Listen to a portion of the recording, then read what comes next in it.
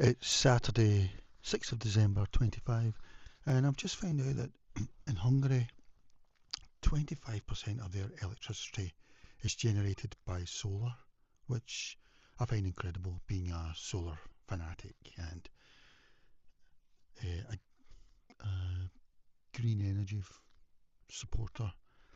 I mean in a sensible way, I don't mean where people suffer. I mean, I want an e-car and stuff. But on this subject, I'm surprised that somewhere's got it so high, 25%, and I'm very surprised it's Hungary, because with Hungary I think of Orban, I think of Russian oil, gas, um, the Soviet Union. So I was very surprised, because it seems in the West that the right are sort of against green energy, even though personally I think it shouldn't even be the future, it should be the present.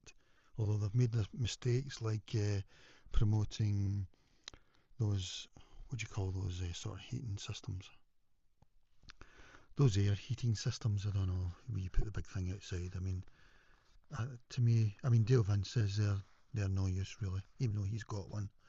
Um, yeah, no. Personally, I think it should just be solar and battery. You know, you can get a Tesla Powerwall. I'm just using that as an example because, like the iPhone and mobile phones, there was mobile phones before iPhone, but iPhone's the one that kicked it off. So just say Tesla Powerwall, because you can actually make money from having your own energy from home via virtual power plants, as they call it, the virtual power plant tariff. I mean, I don't know about feed-in tariffs. I mean, I think they've done away with a lot of them, or they're not worth anything now, like 5 pence per kilowatt or something. But a virtual power plant, you're actually part of a power plant and you're replacing a real power plant. So you're even doing away with that. And that's the way I think we should be going. Like, homes should be self sufficient in energy. And you would think that the right would be the ones leading this because, like tinfoil hat types, you know, who want to be off grid. And usually it'll show you them with some sort of fire, you know, um, a fire, wood fire or whatever. Whereas they should really have solar and batteries and the likes. And they could even make money off it. Apparently, you can make quite a bit of money off these virtual power plants, and you can even tap in your e-car if you get excess electricity in it and charge it up, of course. But you can even use the energy on it to make money.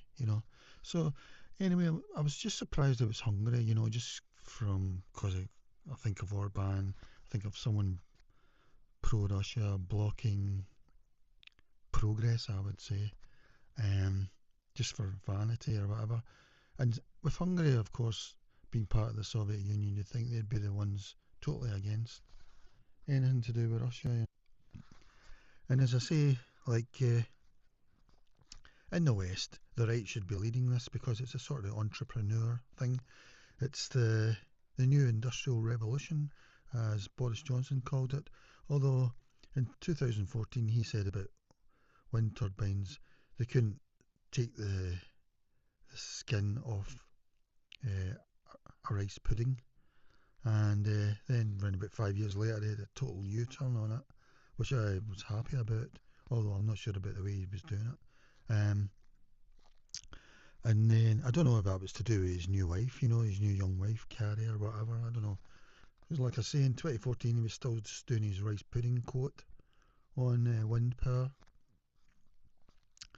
And then, I mean, a lot of these big names are against things when it started. I mean, I think Elon Musk was against AI at first, and now he's got Grok, which is probably possibly the best AI search engine. Or I mean, he only started that like 2 years ago or something. Um, yeah, so it should be Thatcherite leading this. I mean, Richard Tice has got an e-car as far as I know, but when you hear Reform go on about green energy, they're being negative about it. They were even doing it today in a conference in Scotland where they were going on about you need to keep the oil fields open and we need oil. The green thing's just a scam or whatever. mean, it's totally ridiculous. As I say, Richard Tyson's got an e-card, but he would be clapping when you say that, you know. They've just got it all wrong. It should be Thatcherites that should be leading this. And it probably is, you know, because they can say they can make money from it or whatever. I mean, but then I wanted to see if this is Hungary away ahead, because they're top, then Chile second with 22%, I think. And it was a bit surprising. UK are way behind, of course, because of the Tory years, basically, because of political decisions, you know. Um, but I wondered if Orban had done this to make them energy independent from Russia, you know, so they don't really need their oil and gas, etc. But it seems that's not the case, although I'm not too sure, but it seems it's not the case so far, according to Grok. Yeah, I was asking Grok about it. Yeah, in 2024, the share of electricity generation was 25% of Hungary's annual electricity generation, making it the world's highest share among countries producing over 5 terawatt hours of solar electricity that year. Uh, it surpassed countries like Chile, previously the leader, I don't know why that is, Greece and Spain. And it's just so sad that the likes of UK and US are so far behind, Australia maybe. This was a massive leap from just 2 to 7% in 2018-2019, driven by strong government support like feed-in tariffs, rapid deployment of both utility scale and rooftop solar.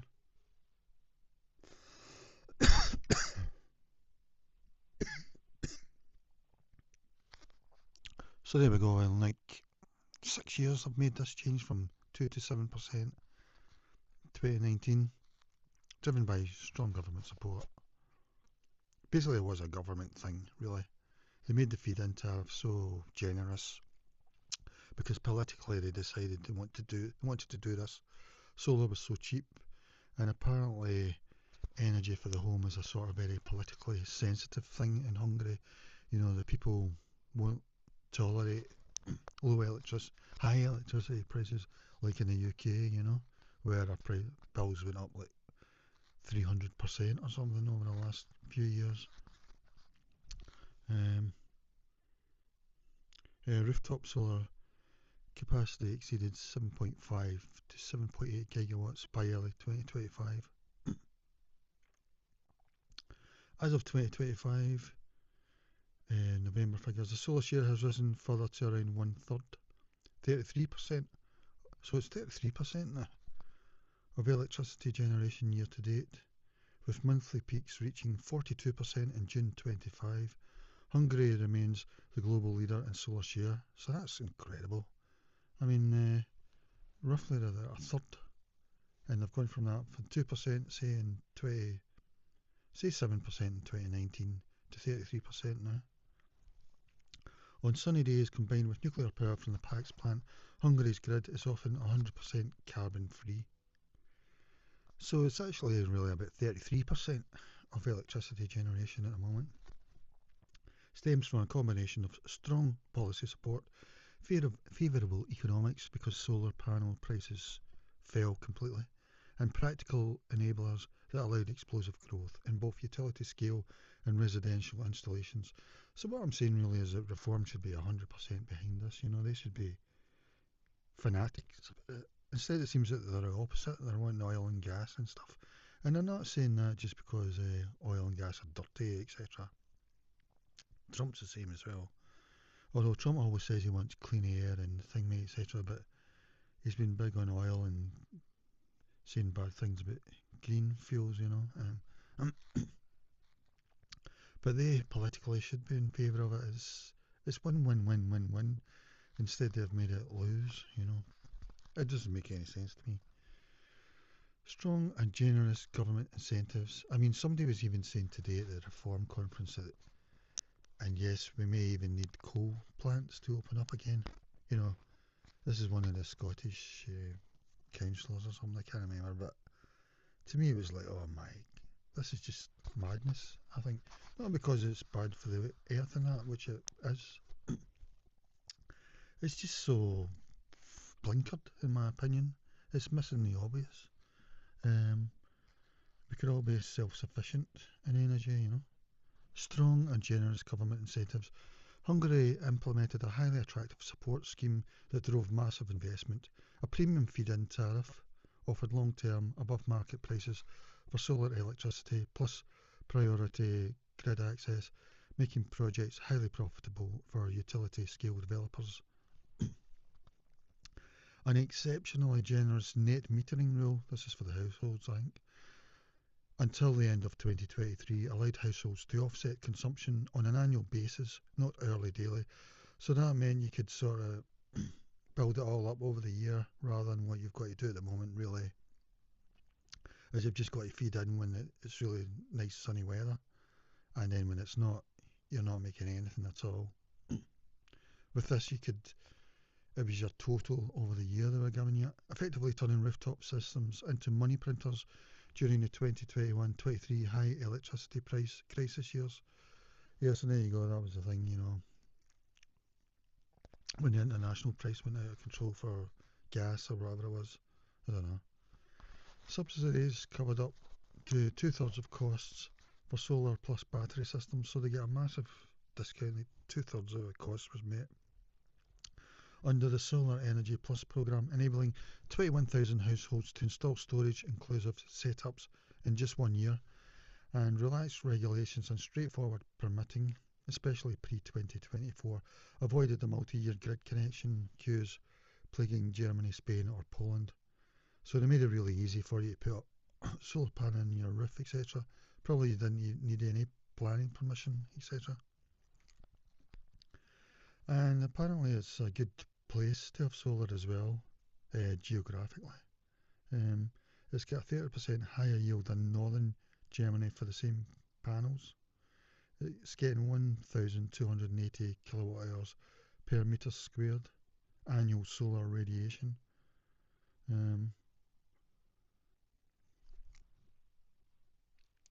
And this is while still being in the EU single market. With access to cheap Chinese modules, yeah, the solar panels are really cheap now. So this combination delivers some of Europe's best economics for solar without needing the ultra-high irradiation of southern Spain or Greece. Post-2022 energy crisis economics, skyrocketing electricity prices in 22-23, often €300 per megawatt hour wholesale, made solar payback periods extremely short, 2 to 4 years for households, even shorter for unsubsidised commercial plants. So the plants weren't even subsidised. Many projects built in 2020, 2024 under the old CATS regime are still earning very high fixed tariffs today. Political consensus on energy sovereignty. So this is interesting. The Orban government strongly backs solar alongside nuclear as a tool for energy independence, reducing reliance on Russian gas imports and volatile fossil prices. Solar was framed as enhancing national security and sovereignty rather than purely climate-driven, which created broad political support and minimal opposition. See, I thought that would be the main reason, and I thought they would say, yes, this is the main reason, but later on it says it isn't. But I think it probably is in a way. And maybe he's doing lots of gas and oil deals with Russia, but maybe they're trying to make money out of that as they import it to other countries or something, something like that. Yeah, I wouldn't trust him on it anyway. I think Orban behaves disgracefully, to Ukraine, etc. It's as if they forgot they're part of the Soviet Union, Practical enablers, flat sunny agricultural land, so it was good for the utility scale farms. Over 300 for households over 300,000 installed rooftop solar, creating a distributed boom that bypassed some grid bottlenecks initially. Absence of capacity caps or auctions, unlike most EU countries, allowed unrestricted development until grid limits were hit around 2023-24.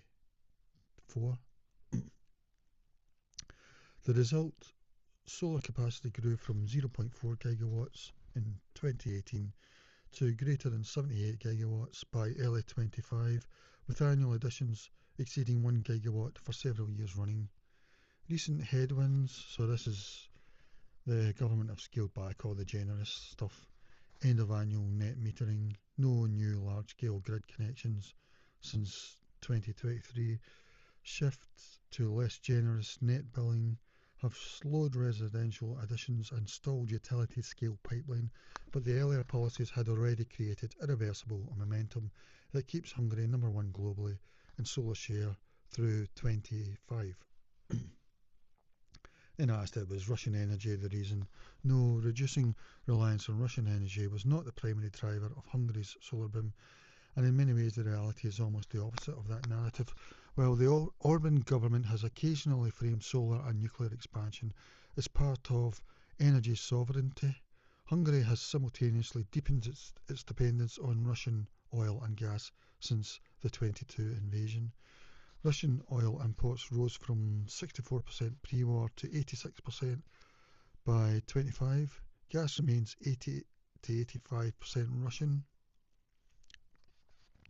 Orban has repeatedly vetoed or fought EU efforts to phase out Russian supplies, signed new long-term Gazprom deals, and in November 25 personally travelled to Moscow to secure even more Russian oil and gas deliveries.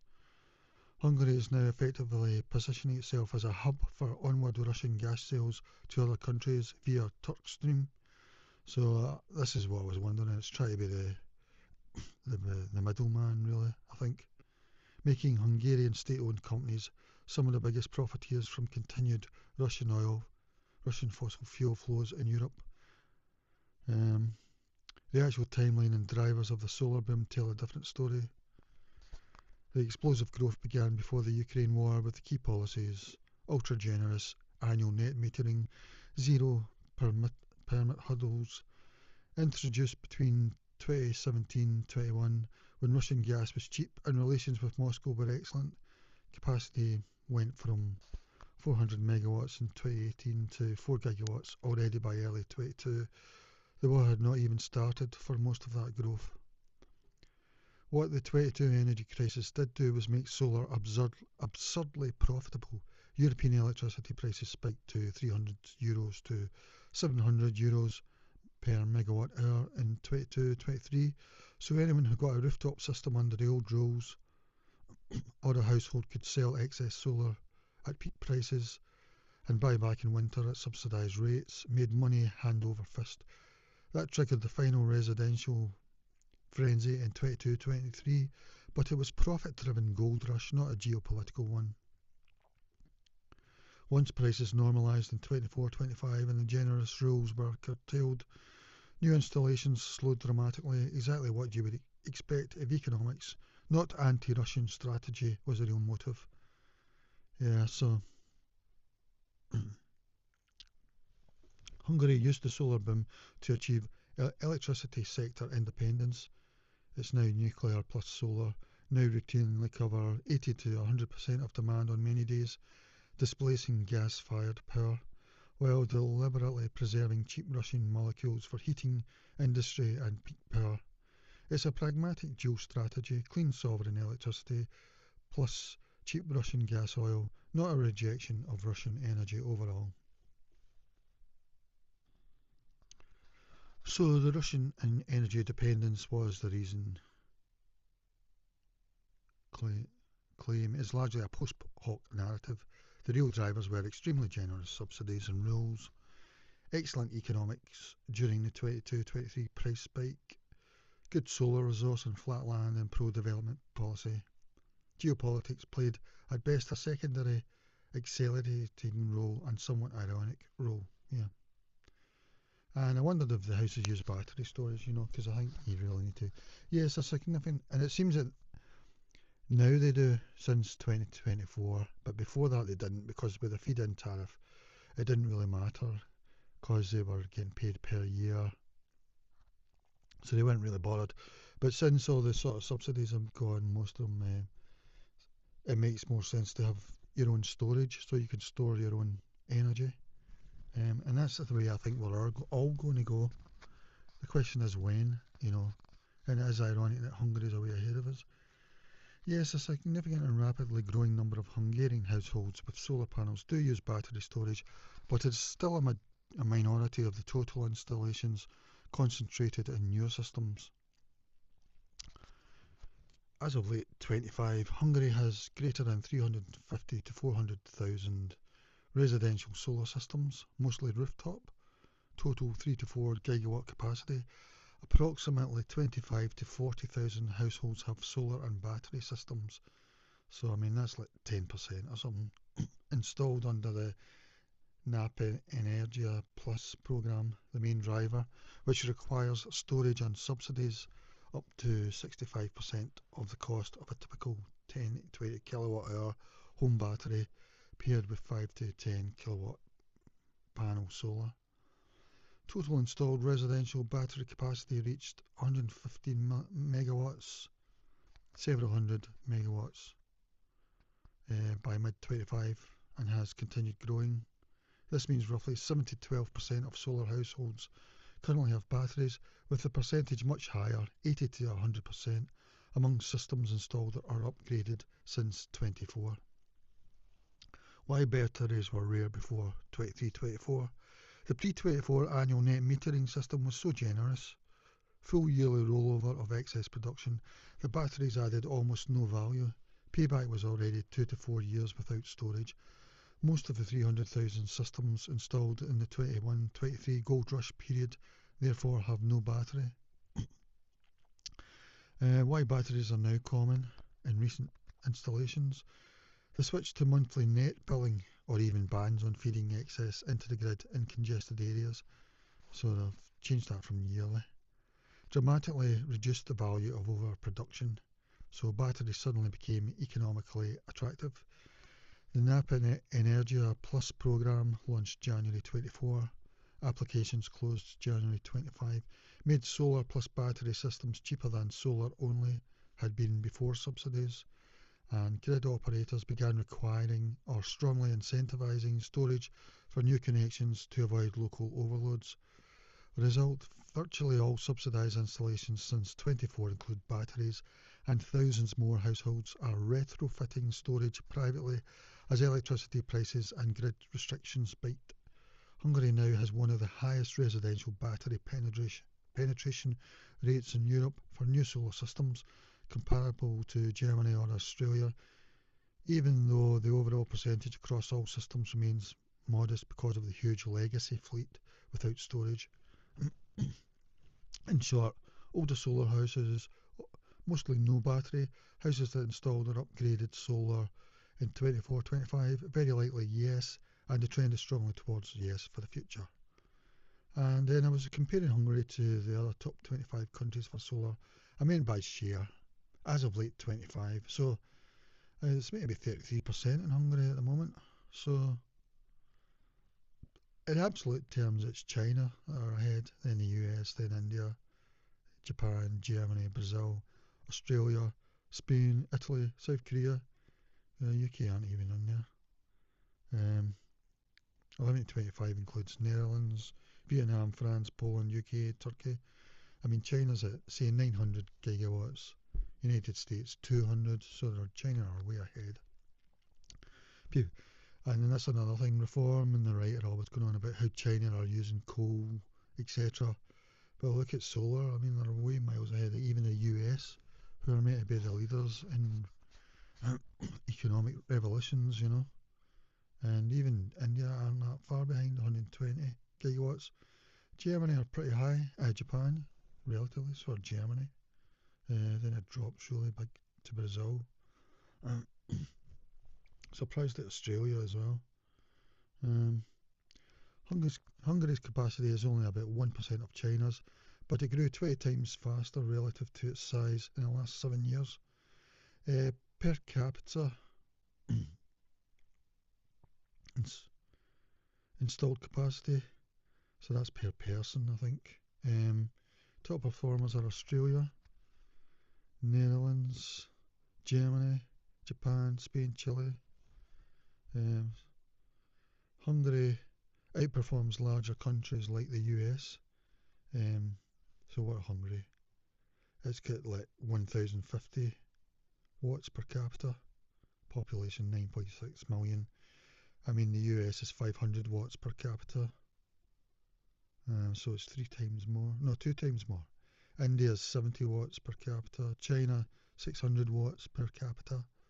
So by a wide margin. And here's the one where they do really good. Solar share of electricity generation, percent of actual generation in 24. So remember it's 33% now. So in 24, Hungary was 25%, Chile 22, Greece 22, Netherlands 20, Spain 20, Australia 20, Germany 20, followed by Italy, Portugal. I mean, the absolute giants have much lower shares, like China's 13%, the US is 8, India 10, Japan 12, Brazil 14, South Korea 7. Theoretical penetration, Greece is actually 27.9, or it was in 24. Actual lower due to heavy curtailment. I don't really know what this is meaning now. Maybe it's to do with radiation, the sunshine or something. Netherlands 25.5. I don't know. Spain 24, Hungary 20.6. It's actually higher, they say. Chile 20.3, Australia 19.8. Hungary achieves the highest actual share because of excellent policy design, 2017 to 23. Very good solar resource for its latitude, flat land, and a perfect complement to its nuclear base load, because it uses nuclear as well, which covers about 50% yearly. Solar handles daytime peaks, minimal curtailment, and 88 to 100% clean coverage on sunny days. In short, the top 25 capacity countries are mostly large economies that use solar as a supplementary source, average share 10 to 15%, whereas Hungary turns solar into a core pillar of its grid, second largest source after nuclear in 24-25, achieving the highest utilization rate in the world, a model that few, if any, of the absolute leaders have matched. And like I say, personally, I think this is the one that we should be using.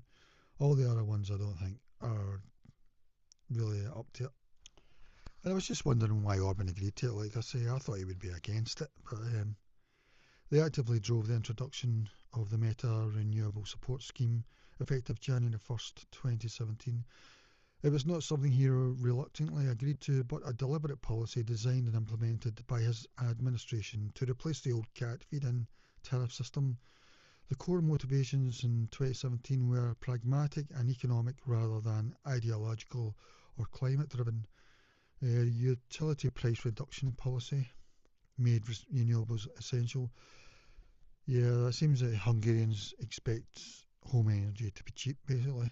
Orban's signature political achievement since 2013-14 was forcing massive cuts to household energy bills. Electricity 25%, gas 25%, district heating, etc., making Hungary's residential prices the lowest in the EU.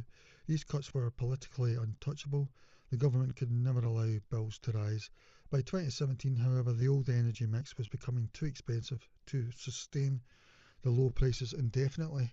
Solar panel prices had collapsed globally, 80 to 90% drop since 2010, making solar the cheapest new source of electricity for the first time. Introducing generous support for solar allowed Hungary to urge large amounts of near zero marginal cost generation, which helped keep overall system costs down and protected the sacred low household bills in the long term. So really it was totally ideological, really. It's just not to do with Russia, really. It was to do with Orban had introduced this thing where he cut energy by 25%, and then that became sort of his probably badge of honour, really. And to keep it that low at the time, the other mix was becoming too dear, gas and coal, etc. Suddenly solar became the obviously cheap one. So that's why they done it. It seems like EU compliance at minimal political cost. Hungary had to meet its binding 2020 EU renewable target, 13% of final energy translated to 11% in electricity. Biomass growth was capped to prevent illegal logging and sustainability issues. Wind was effectively banned by regulation. That's ironic. He probably banned that politically, even though it was the sensible thing to do. So they probably missed the wind boat, basically. So, but solar's even better than wind anyway, so he was very lucky that came along. The price ended up so cheap in 2017. So solar and geothermal were basically the only viable options left. The old CAT system also needed replacement to comply with new EU state aid guidelines, which required more market-based mechanisms and competitive tenders. Meta was designed to be fully EU compliant while remaining extremely attractive. It offered a premium on top of the market price and was more generous in practice than most European schemes at the time.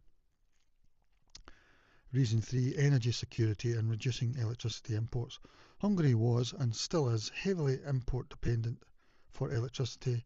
Net imports regularly are 35% of consumption, well, it was in the 2010s.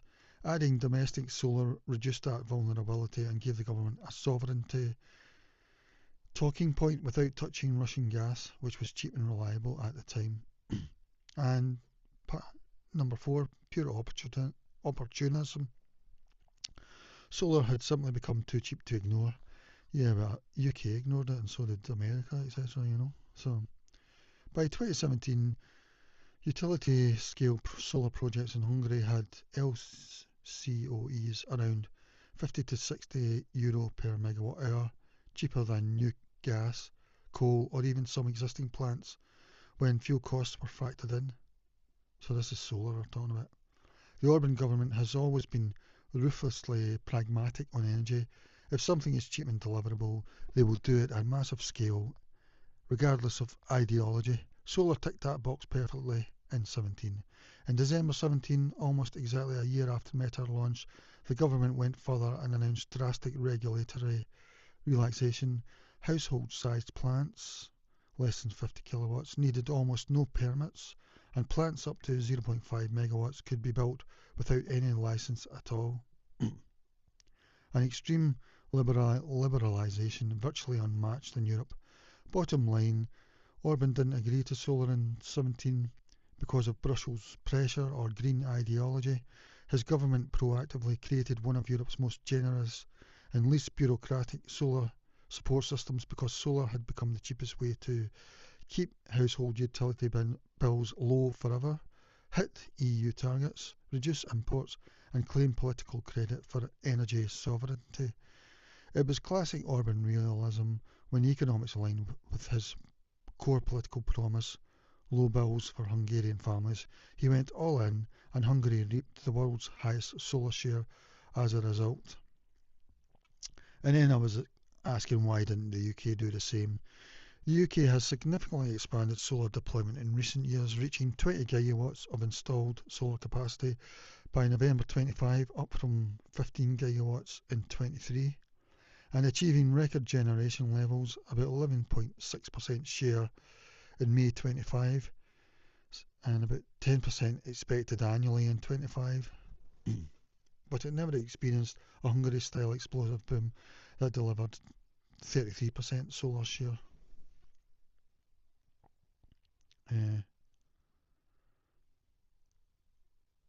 On a per capita basis, the UK is at 300 watts per person versus Hungary's 1 kilowatt per person, and the UK's annual solar share remains in single digits, while Hungary routinely hits 30 to 40% on sunny days. The reason the UK didn't, and largely still hasn't, replicated Hungary's approach boiled down to fundamental differences in policy philosophy, regulatory barriers, land constraints and political priorities. One, completely different incentive structures. UK never had a money printer scheme like Hungary. Hungary's 17 to 23 system, premium tariffs plus annual net metering with full yearly rollover, was extraordinarily generous Households could install panels, sell excess at peak summer prices, and offset winter bills almost one for one, creating payback times of 2 to 4 years, even without subsidies during the 22-23 price spike. The UK never offered anything remotely comparable for households. The feed-in tariff scheme ran from 2010 to 19 but was heavily digressed, support levels constantly cut, and fully closed to new entrants in 2019. It was replaced by the Smart Export Guarantee, a pure export-only payment, typically 5 to 15 pence per kilowatt hour, often closer to 5 pence, with no offsetting of imports. There was never annual or even monthly netting. Excess summer production is essentially sold cheap, and winter electricity bought at full retail rates. Result, the UK rooftop solar boom was modest and mostly pre-2016.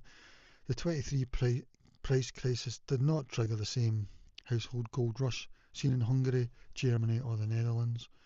Utility scale support shifted to competitive contracts for difference auctions, good for driving down costs, but deliberately low remuneration and unpredictable allocation rounds only every 1 to 2 years with no guarantee of winning.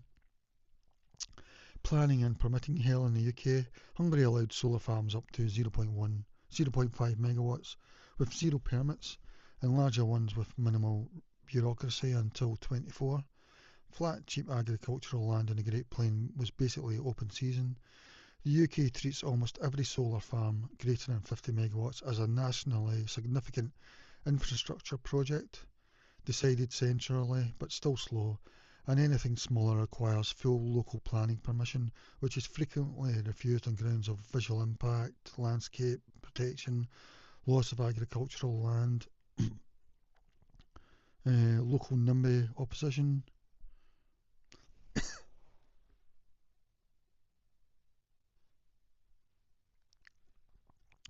Success rates for planning applications hovered around 50 to 70% for years, with multi-year delays common. Even rooftop solar on commercial buildings often needs permission if it changes appearance.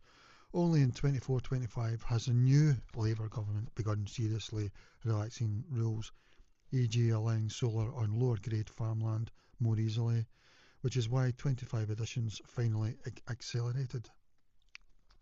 So the Tories held it back. Labour at least are doing something about it. Probably not enough in my opinion, but I mean really they should be doing council houses, they should be doing solar panels in my opinion, and batteries. I mean it's free energy once you get it going. Land availability and cost. The UK is small, densely populated, so we've got a land thing. Hungary has vast flat plains in the east, where solar farms barely disturb anyone and land is cheap.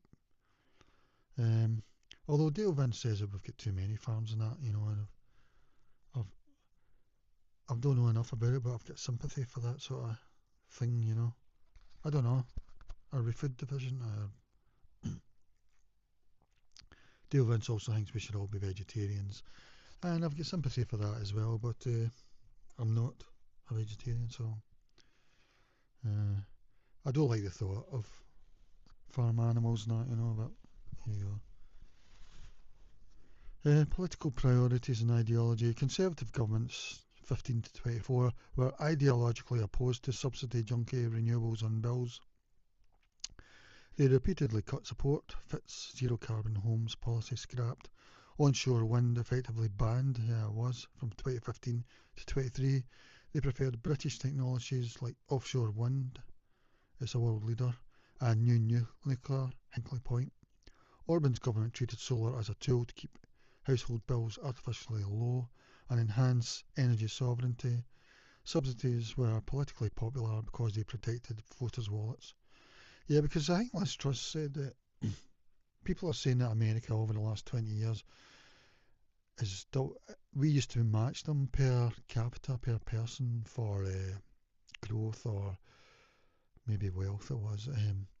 Whereas now they're maybe 50% ahead of us. But I think Liz Truss was saying it's mainly because of energy prices, and they've got fracking over there. So they've been able to keep their energy low, we've went just sky high energy prices, So it's not really that. It's a bit misleading if people compare us to America if it's to do with energy, because then you could blame the Tories for it in a way. Um, and reform also driving the Tories towards that sort of thing, and UKIP, at the time. UK governments say renewable subsidies saw subsidies as regressive, paid via bill levies, and prioritise market signals over blanket generosity. And slightly worse solar resource and grid issues.